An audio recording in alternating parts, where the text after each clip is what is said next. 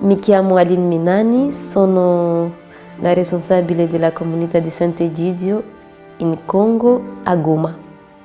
Et aujourd'hui, la situation en République démocratique du Congo, surtout à Goma, la situation reste préoccupante.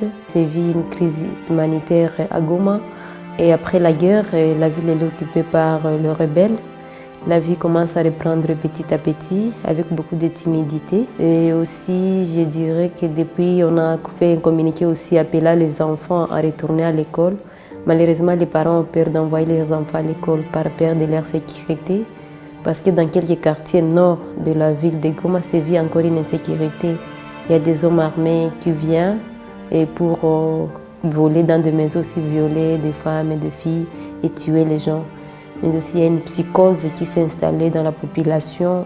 Les gens commencent à faire des justices populaires.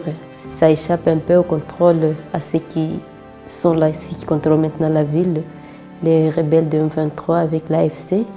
Et on sent qu'il n'y a pas la sécurité dans la ville. La sécurité n'est pas encore établie dans certains quartiers de la ville vers le nord de la ville, où on a peur de sortir, même de se promener.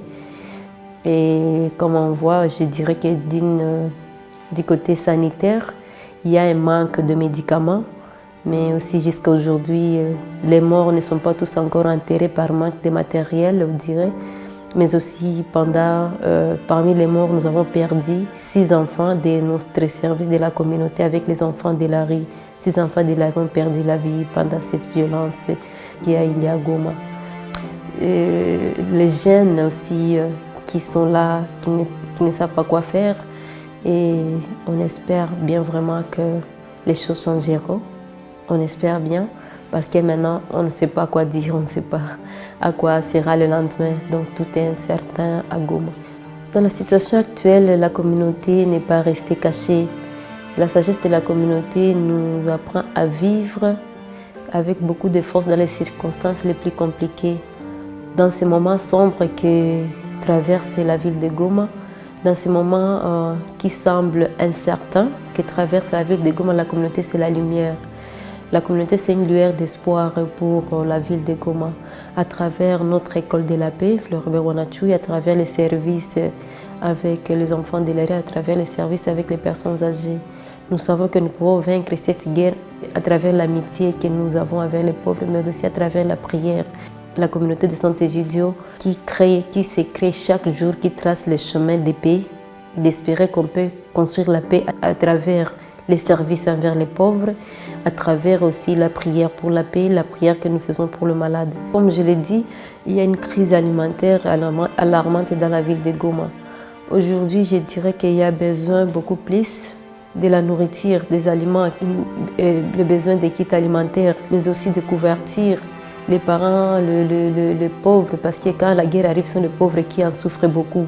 Ils sont en manque de nourriture, manque d'accessibilité à l'eau potable, mais aussi il y a un manque aussi d'accès aux soins de santé. Donc ce sont là les besoins urgents, je dirais, qu'on peut répondre maintenant. Mais aussi, nous espérons avoir la paix. C'est la paix que nous demandons en premier, je pense. Il n'y a rien à Goma, parce que tous les dépôts étaient pillés pendant la guerre. Et donc il y a un manque aussi d'eau potable parce que les gens partent se ressourcer de l'eau, parce que les lignes d'eau ne sont pas encore établies toutes dans certains quartiers, comme je le disais, vers le nord. Il faut voir les trajets que les enfants font pour aller chercher de l'eau. Et aussi pour aller chercher la nourriture, les enfants sont obligés d'aller dans le riz ramasser ce qui tombe par terre. Floribert pour nous, c'est un espoir. C'est un jeune qui a su montrer notre image de Goma, là où tout le monde parle de guerre, de méfiance, tout ça, mais Floribert a su montrer notre image de la ville. Floribert, pour tous les jeunes Congolais, et en particulier ceux de Goma, nous sommes réjouis de la reconnaissance du martyre de Floribert par le pape François. Nous sommes reconnaissants envers la communauté qui a commencé, qui n'a pas laissé être étouffée cette histoire de Floribert ou la vie de Floribert. Il a fait connaître Floribert. Et aujourd'hui, nous prions l'intercession de Floribert et qu'il intercède pour nous auprès du Père pour avoir la paix. La reconnaissance de Floribert, c'est qui est arrivé l'année passée, et vers la fin de l'année passée, Pour nous, c'est une lueur d'espoir, c'est un chemin, c'est un nouveau chemin qui s'est tracé pour la RDC, pour Goma en particulier. Le pays Floribert a changé l'histoire de notre parcours et nous continuons à croire que de lui, on verra, c'est un espoir, c'est un porteur d'espoir. Et comment est-ce que l'amitié change la vie et l'amitié de la communauté change la vie de plusieurs enfants et de plusieurs pauvres. Il y a tant d'histoires à parler, c'est cette belle école qui sauve tant de vies dans Mugunga, parce qu'il y a le trafic d'enfants aussi. Et cette école, je dirais, c'est un espace d'espérance et d'espoir pour tous les enfants. C'est un espace de paix où les enfants se sentent protégés. C'est un lieu de refuge pour les enfants, mais aussi pour les parents aussi. Chaque jour, la communauté est comme le bon samaritain qui vient, qui s'arrête devant toutes ces personnes blessées par la vie, les personnes abandonnées, et prend soin de ces personnes et les sauve de tous les dangers et de la mort et de la non-existence pour les faire exister dans la société congolaise et à Goma en particulier. La guerre ne laisse pas les choses de la même manière dont elle les a trouvées. Tu trouves que les enfants ne sont pas, ils deviennent timides, ils ont peur.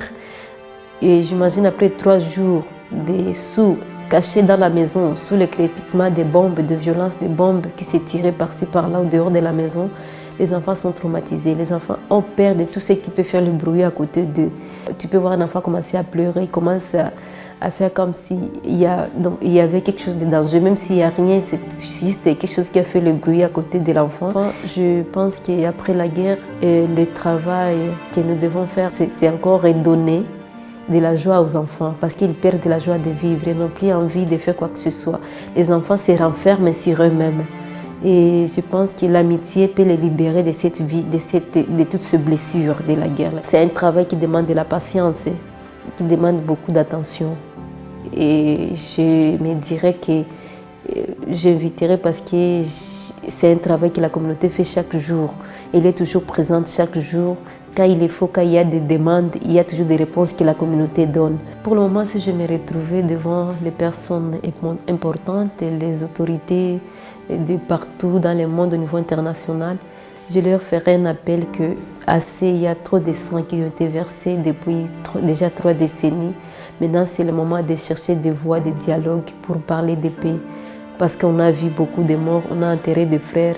Il est encore temps d'arrêter. C'est encore le temps de sauver des vies, de protéger et de mettre tout le monde à l'abri à travers le dialogue. Que chacun trouve le pardon dans son cœur et accepte de continuer et de vivre ensemble. Qu'il faut toujours espérer et la paix est possible, tout peut changer.